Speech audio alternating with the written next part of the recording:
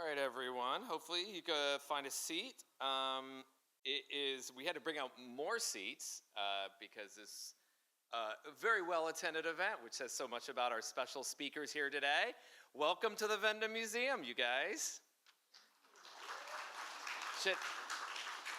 I wish I had one of those old school like applause signs, I tell you. And then this is how I wake up in the morning, and I'm just like, I wish it worked that way at home. Like, applause! I'm really excited to be here for a couple reasons, both personally and professionally. So the Wende Museum is, as for those of you who do know us, it is one of the largest collections of archives and historical material from the Cold War period.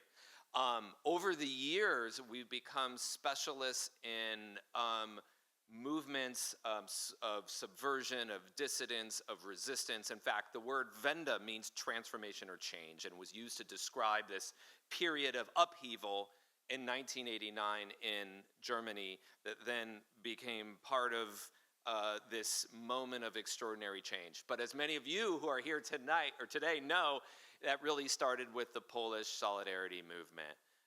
It was really the trigger, it was the spark, and it kicked off everything else that was to come throughout the 1980s in terms of subversive and resistance. And you know, to me, one of the most iconic or most meaningful collections we can ever receive are the archives, the material culture from these movements, which are so critical to the world that became after this extraordinary time of change, and also as materials related to research, to scholarship, to understanding what happened then. And these are precisely the materials that the Wende Museum focuses on, that commits itself to, that is devoted to, which is preserving and providing access to material culture and archives that are not existing in other places, that can help people understand, from general audiences to specialists in the field, what happened. And that's why we're here today. I have two very different but two very meaningful personal connections with our two guest speakers.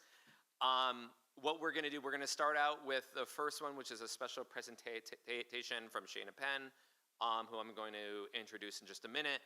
And then after about a half hour, I'm going to invite all of you. We're going to just all go together. We're going to have people there to help us usher into the open archive that is filled with materials that were acquired on our behalf by our second guest speaker, Tomasz Ozinski, who's here with us as well. And then we'll all come back here to the second floor, and he's going to do a little show and tell.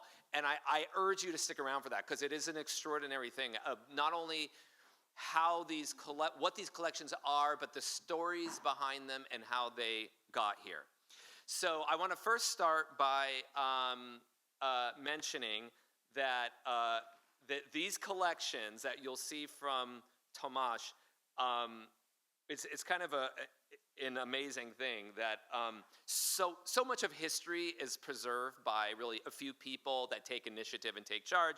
And I met Tomasz several years ago now, when he came to us and said he has this, he's a successful architect in LA, and he brought with him some materials from Poland, because he had been involved in not only in the movement, but in the printing of it, the underground materials that were so essential to the way that the movement coalesced and developed.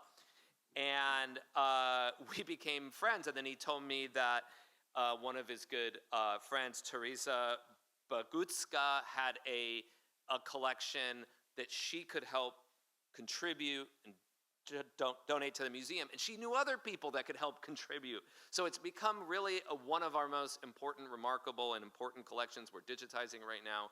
We're slowly but surely putting it online so people can have access to it. And he'll tell you the story, I hope, with bringing back 8 suitcases from Poland. 17 suitcases. I think the first load might have been 8. And then 17 suitcases filled with history that was preserved and will now forevermore be preserved here at the Wende. And then I'm going to introduce you next to Shana Penn. So I know Shana in two different ways. And again, it's one of those amazing stories that I'm very proud of here at the Wende, because you never know where this adventure goes and this journey that we've been on together here since the museum started in 2002. It's 23 years ago. Wow. And Shana, I met several years ago because I didn't know Shana, but I had Shana's book. We sell Shana's book at our gift shop because it's women in solidarity, and it's one of her focuses of her research. And one of the most, it's one of the best books I've read on that theme. Solidarity's Secret has pride of place, her book in our bookshop, and through a totally different way we were introduced in the foundation world, and it took me a while. I was exchanging emails with her, and I was like, okay, Shana Penn. I didn't even connect the dots because they're two very different parts of my head. Anyway, I discovered at some point that it was the Shana Penn, who is the CEO of Toby Philanthropies, based up in the Bay Area, was one and the same as the author of this amazing book that we had, and she very kindly gave me a signed copy of it, and I have one of the rare Polish editions, by the way, in my personal library, which is awesome. This book was awarded the best book in Slavic and East European Women's Studies by the American Association of Women in Slavic Studies, and it was really the first book to reconstruct women's leadership, the women's leadership role in rescuing the solidarity movement during the 1980s martial law era and in building a free press in Poland. I've learned so much from her, both in the philanthropy world and in the world of solidarity. So we invited her to guest curate an open archive display that you'll see. Some of you might have seen on your way in here today, but she's going to host a show and tell of that as soon as she's done here. Without further ado, put your hands together for Shana Penn.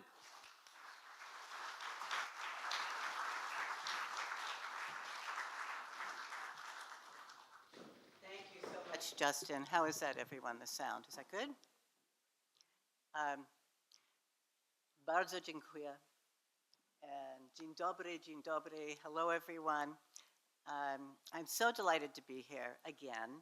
I've been coming to the Wende now, this is probably the fourth time this year, to work with Justin and Yus and Christine and Donovan and this wonderful team here to pull together and prepare for the Solidarity Anniversary this summer with this open display that some of you have already seen as you walked in and we'll look at together after my talk.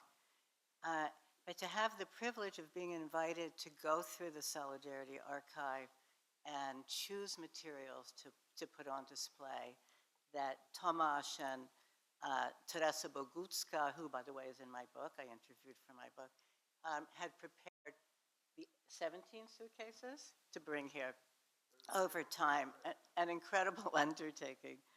And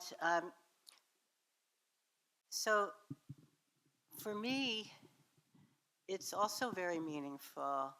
I go to Poland several times a year, and this year, because of the 45th anniversary, I was just in Krakow speaking with women, together on a panel with women from my book about solidarity, its legacy then and today. And I'm on my way to Gdańsk at the end of this month to participate in the European Solidarity Center international conference about this, the meaning and relevance of solidarity today. Nothing is more exciting to me right now than to be able to only go to LA to have all of my passions for Polish history really met with here and nourished here at the Wende, and so I'm very appreciative of that. I also want to let everyone know that Justin and I, a curator from the European curator from Hoover Institution, and one of the curators from the European Solidarity Center in Gdańsk will be together giving a webinar about solidarity and the challenges of collecting and telling the narrative for new audiences today. That will be this Wednesday, August 20th at 11 a.m. Pacific time. And for more information, please feel free to talk to me or Justin. Finally, before we begin, I'm wondering by show of hands, who in the audience was active in solidarity? Who in the audience has family members or are you a descendant of people who are active in solidarity? Who is from Poland? Who speaks Polish? Great. And for whom is the telling of this, will this be one of the first times you hear the story about solidarity? Will today be one of the first times? Great. Really like seeing that display, that diversity of who will be here. Okay. Now let me work my, here it is. That should be, there we go. This logo is from the, some of the things we'll see today are from the Solidarity Archive here, including this one. All right, national secret. Many writers dream about the power to make a difference, to transform popular awareness, to kick up some cultural dust and be remembered for doing so. Well, this dream came true for me in Poland, where my research findings about women's invisible leadership in Solidarność helped advance a gender analysis of Poland's pro-democracy movement and of cultural norms in general. Well, every country has its national myths. And in Poland, the decades of anti-communist opposition from the 1950s through the 80s, the myth illuminated the muscular, mustachioed working class heroes who helped create Solidarity, the first and only free trade union movement in the entire Soviet bloc. There's Lech Wałęsa. As you all know, he's making a North American tour starting at the end of this month to speak about human rights, dignity, and freedom, all the Solidarity's principles that he wants to advocate for here in North America. So make sure you've seen the material, the schedule, so you can attend if interested. Within a few short months of Solidarity's formation, its membership grew 10 million strong. That's about 1/3 of the adult population. Half of its members were women, a ratio that was proportionate with women's participation in the labor force as a whole. Nonetheless, women were underrepresented in Solidarity's political leadership. Less than 8% of the national leadership was female. In addition, women's labor interests were only marginally represented in Solidarity's political agenda. So here we see Anna Valentinowicz. She was the shipyard welder around who the strikes originally were catalyzed. And she played a very active role with Wałęsa in the strikes, in organizing the strikes and rallying people to continue striking. 50 years old at the time, a single mother, not educated at all. And she is one of the women who was pushed out once power was consolidated. So the questions that guided my research trip to Poland in 1990 were, if the movement's leadership and political agenda were male-dominated, in what ways, if at all, had women participated in Solidarity? Were there special issues or activities to which women gravitated? Did they demonstrate special organizing styles? Were there unsung heroines among them, or any forgotten events? Or was their membership merely nominal? Where were the women? So here we find them in photographs, but they were forgotten in the historical record. I found scant evidence that validated women's experiences in the published works that had been produced between the 70s and to the 90s. Only a handful of texts seriously considered the activist roles played by women or analyzed the gendered construction of anti-communist opposition. None questioned why women, though they were able to participate in the workers' strikes, leading to Solidarity's formation were excluded from engaging in the consolidation of power once the strikes were won. Well, that was women's fate, not only in 1980 after Solidarity was formed, but again in 89 at the roundtable talks that led to the dismantling of the communist regime and to the formation of the first democratic government.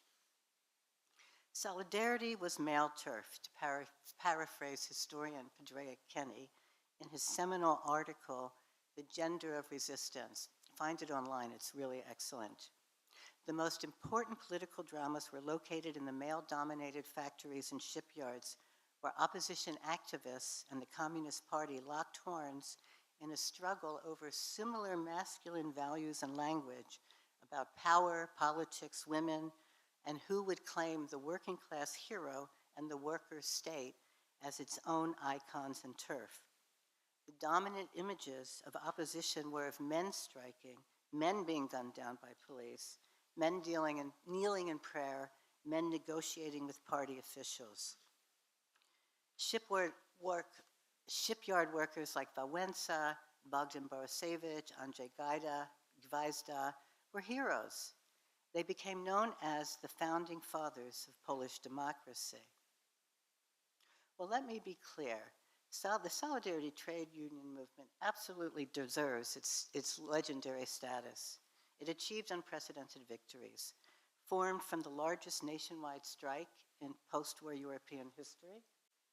It was the first and only independent grassroots pro-democracy movement in the entire Soviet sphere, and it led the countries of the Soviet bloc into freedom in '89. The Solidarity Revolution ended the Cold War and precipitated the collapse of the Soviet Union in '91. These accomplishments are indisputably true.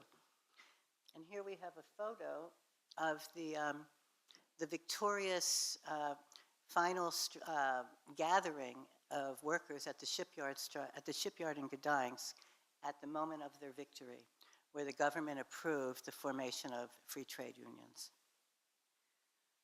Well, for all of these positive achievements, there was a glaring omission that still had to be addressed. Were their founding mothers too? And if so, how would I find them? I wondered who would talk openly to me, an American feminist, given that when I began my research, no public discourse on gender yet existed in Poland. There were no gender studies, no independent women's movement. There was only communist rhetoric about gender equality that most people understandably mistrusted. My exclusive focus on women didn't make sense to most people from whom I requested interviews. Remember, this was 1990-91. So initially, it wasn't easy for me to deconstruct the culture's treatment of women's activism.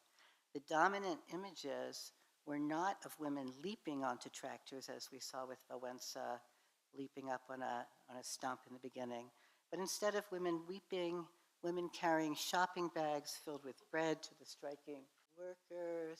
These are women at the gates. Women standing outside the factory gates, peering in between the slats, throwing bread over the walls to feed the male strikers. Our good girls, wrote theorist Jacek Kuran. Women were expected to behave like the iconic Matka Polka, the Polish mother, who sacrifices her own life to support her men and her nation. But through the early interviews I did with Solidarity activists conducted in the early 90s through 92, I happened upon a very different narrative about women's activism that upended the prevailing legend. I discovered that after martial law was imposed in December 1981, here's General Jaruzelski, the head of the Communist Party, probably making a radio broadcast or TV broadcast about the imposition of martial law. Solidarity women organized the nation into an underground resistance movement. Women organized the underground structures. They hid the male leaders. They published the main Solidarity newspaper, providing continuity to a movement that was in danger of extinction. They were not good girls. They had no time for weeping. There was a crisis, and women were giving the orders. As Barbara Labuda, a key activist from Wrocław, told me in 1991, "You've come to learn about Solidarity women. I will tell you the truth, but who will let you publish it? Everyone in Poland knows that women started the underground, but no one talks about it. And that story goes like this, as I learned when I went and interviewed women about where they were on the night that martial law was imposed. Well, in 1981, Solidarity was young and powerful. In the eyes of the Communist Party, the grassroots movement had to be stopped. On December 13th, 1981, Jaruzelski declared martial law and arrested some 10,000 activists in the first week, primarily men. Most of Solidarity's male leadership were rounded up that first weekend in Gdansk, where they had assembled for a national conference. It was a strategically brilliant coup. The few male leaders who were not arrested went into hiding. So, who was hiding the men? Who filled the leadership vacuum? In Warsaw, the nation's capital, a group of 7 women met in the first days of martial law and plotted how to rescue the movement. They were all editors and publishers of the opposition press. Some had been working together at an independent newswire service called Solidarity Press Agency, which they had founded as soon as Solidarity had been legalized in September 1980. Some were old friends who had met in high school or university and whose activism spanned a decade at least. They were trained to function under repressive conditions. In their 20s and 30s at the time of martial law, 1 was a wife and mother, 3 were single mothers, and 3 were single with or without significant others. When police swept through their community and arrested most of the leadership, these women filled a vacuum. Their names are Helena Vucevo, Eva Kulik, Joanna Stensna, Anna Doljuk, Anna Bikant, Zofia Bidlinska, and Małgorzata Pawlicka. And before I show images of some of the women, I wanted to invite you to listen to their voices first. The underground varied in structure depending on the region. Warsaw was very feminine. Women started the underground, central structure of the underground there, explained Eva Kulik, who was only 22 years old at the time of martial law. I remember the first meeting. It was a meeting of women. We invented the whole idea of how to organize an underground, how to build it, and how to run it. The center was built by women, not the factory committees, which came later and were organized by men, but the center, which is built around the women from the independent press. Their mission was to preserve the voice and authority of Solidarity as it had existed in its legal phase and to prevent its disappearance. It was simple. The movement had to be recaptured. We knew what to do, so we did it, said editor Zofia Bidlinska. I was blown away. The group made a plan to manage the safety of the male leaders in hiding so they could continue to represent the movement. And they decided to publish a newspaper because the leaders needed a platform from which their words could be heard. That newspaper, Tygodnik Mazowsza, became the voice of Solidarity during the underground years. This, by the way, were all the phones that were pulled out of their walls from Solidarity headquarters by militia who had broken down the doors to the national headquarters. Militia barged into people's apartments. Many of you probably know these stories. They destroyed all of the offices. They forced the movement to go underground. Here are some examples of publishing. Publishing room, concealing one's identity, and Tygodnik Mazowsza. I believe this image comes from the Solidarity archive here. Wende has every issue of Tygodnik Mazowsza from February 1982 through to its last issue. And some of them are on display upstairs and in the open display. Tygodnik Mazowsza had a weekly print run of up to 80,000 copies. It was all done secretly, illegally, and without the use of real editorial offices, real printing houses, real distribution centers, and sometimes even without real ink. They made ink out of soap. Without Tygodnik Mazasha, the underground could not have existed, wrote emigre activist Irena Grudzinska-Gross. It was a forum in which political opinion and declarations could be made. It was a sign of stability, a link among people, and finding sympathizers in a dangerous time when people were dispirited. By the end of our work at Tygodnik Mazasha, we were the most modern newspaper in Eastern Europe, even though we were an underground newspaper, said Anna Bikant.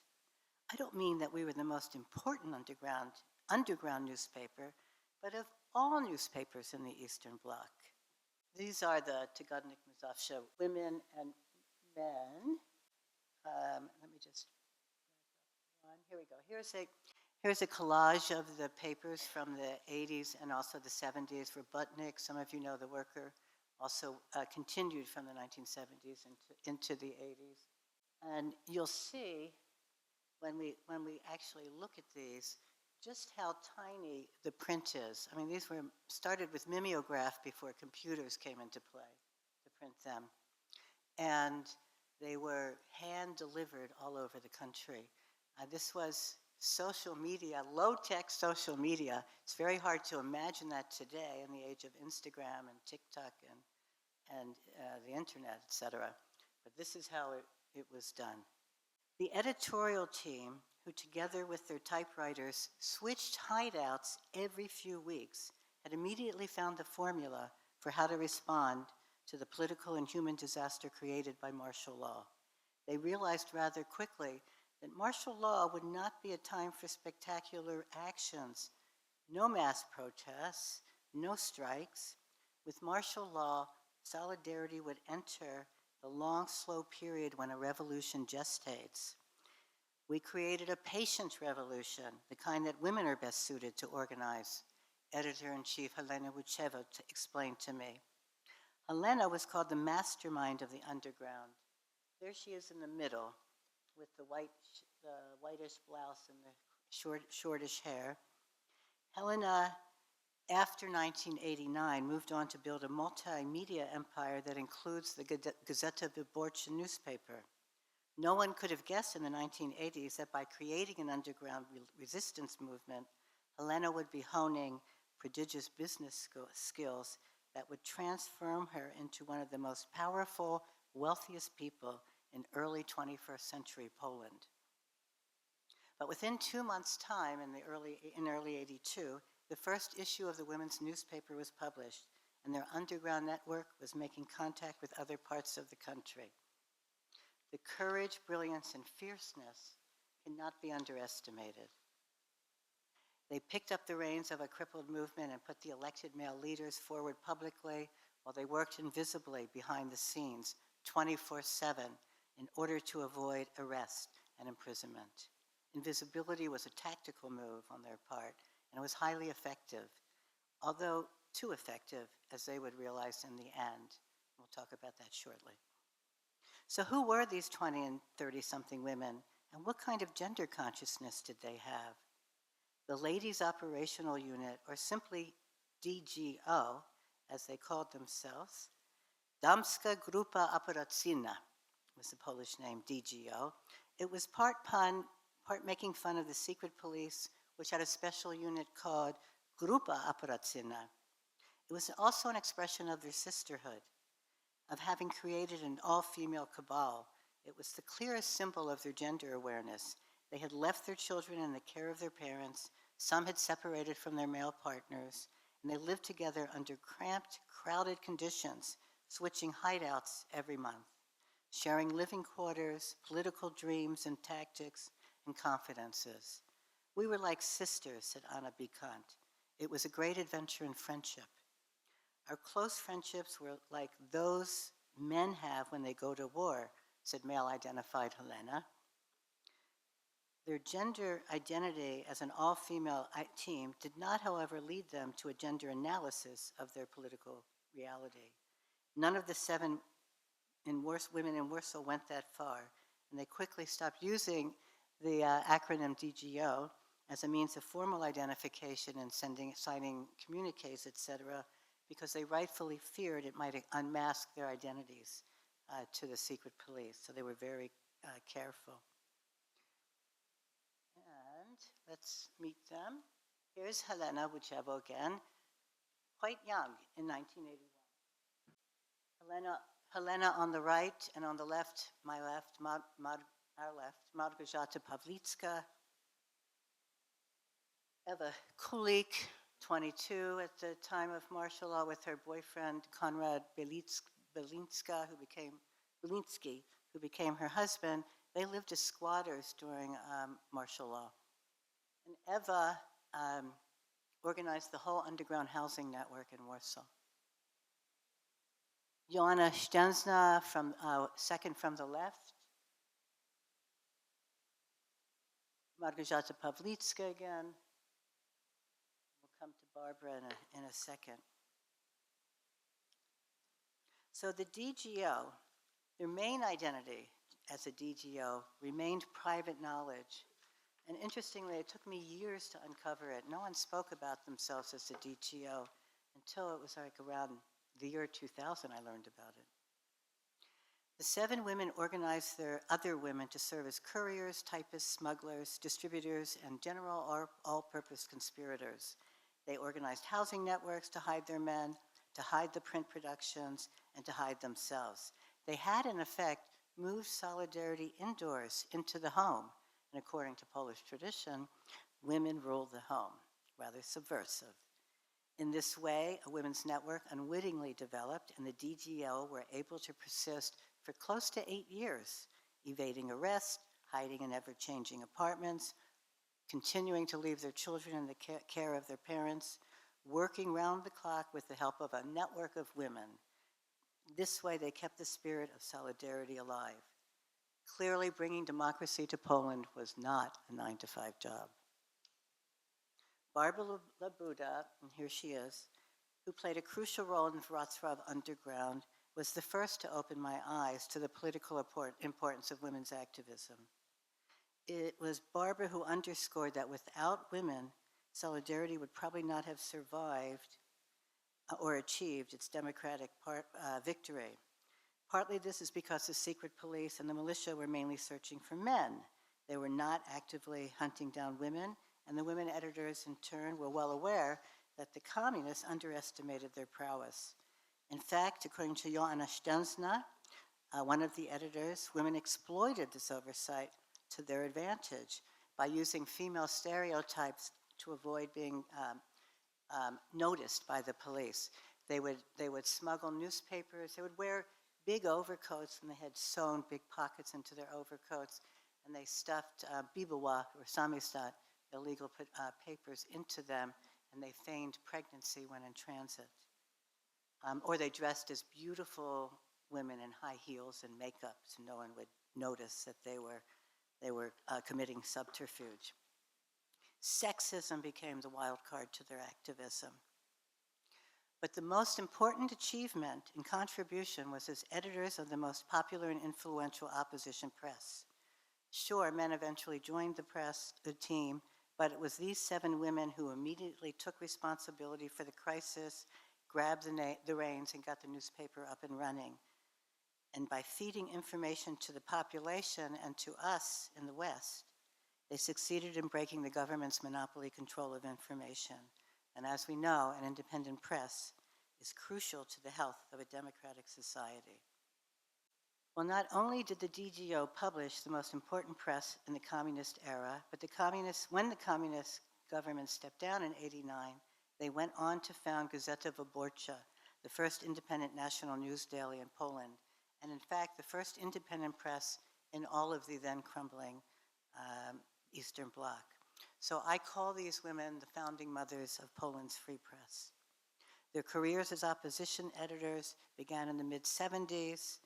They got together in September '80 and they set up the Newswire service and built up a network of contacts around the country which served them well when they went underground. Their influence grew in sync with their media. They institutionalized themselves over time as a group of women managing a powerful institution that is the press. And as these women discovered, there was power in the media and there was power in numbers. No woman could stand on her own in and of herself, certainly not for long. Danuta Vinyashka Kuran, another activist, told me, women can only have power when we pretend not to have any. So that explains why it happened that when Solidarity's heroes and heroines stepped forth to celebrate their historic victory over communism in 1989, only men garnered recognition. Women's contributions were not acknowledged or rewarded.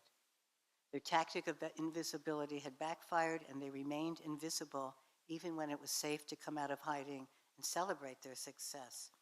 Their leadership role became Poland's national secret, as Barbara Labuda put it. So the Communist Party had underestimated women. The Western press had overlooked their importance, even though they were getting information from them. Their male counterparts ignored them, and the women themselves, for the most part, didn't make any demands, even though some, like Barbara Labuda, attempted to do so and felt bitterly rejected by the movement to which they had devoted and sacrificed so much of their early lives. Yet, none of these women were victims. Each charged forth into the post-89 arena and shaped prosperous, consciously responsible careers. Some started new families, almost all remained politically engaged.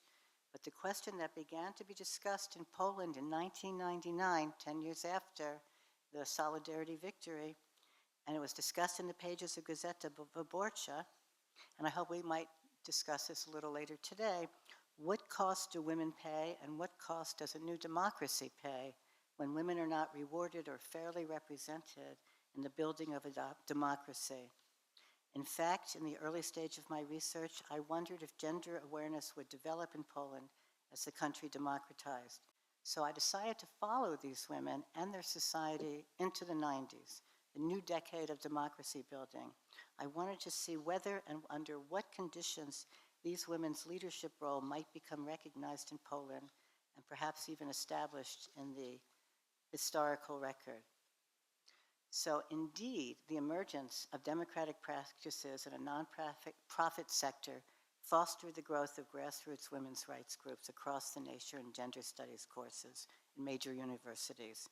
Feminist publishing and activism gained momentum over the 90s, fueled by women and men ranging in age from their 20s through their 70s. Gender questions posed new exciting ideas that were starting to penetrate the mainstream society. It also helped that Poland was preparing to enter the European Union and had to therefore adhere to European conventions that safeguard against gender discrimination in the workplace. In addition, coincidentally, several reports were published in 1999 by the US State Department, the EU, and the UN Human Rights Commission, which exposed Poland's human rights violations against women as being the country's most serious human rights violations. Well, that year, 99, was a momentous year because it marked the 10th anniversary of the revolution. And it was also at that time, and here we come back to where I started, that my own research, previously published in an academic journal called Pełnym Głosem, sparked the first mainstream media debate on women and political power.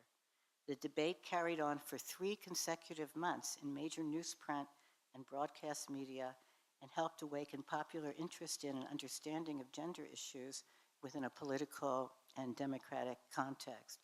We never would have seen this in the Sunday op-ed pages of the Wall Street Journal and the New York Times over 3 months. This became the subject of the second narrative I tell in my book. First, I reconstruct how women created the Solidarity Underground in the 80s, and in the second, I reported what happened when this national secret became public knowledge in Poland after a new generation of feminists and a growing independent media called the country to task. And to close with 2 images, to give an example, we have our famous High Noon Gary Cooper poster, which was adopted by Solidarity for the 1989 elections. Many of you are probably familiar with it. And then in 2008, a Croatian feminist who had read my book, her name is Sonja Ivekovic, created a similar poster, which then went on the cover of Wysokie Obsasy, High Heels, the women's supplemental magazine on Sunday in the Sunday Gazeta Wyborcza.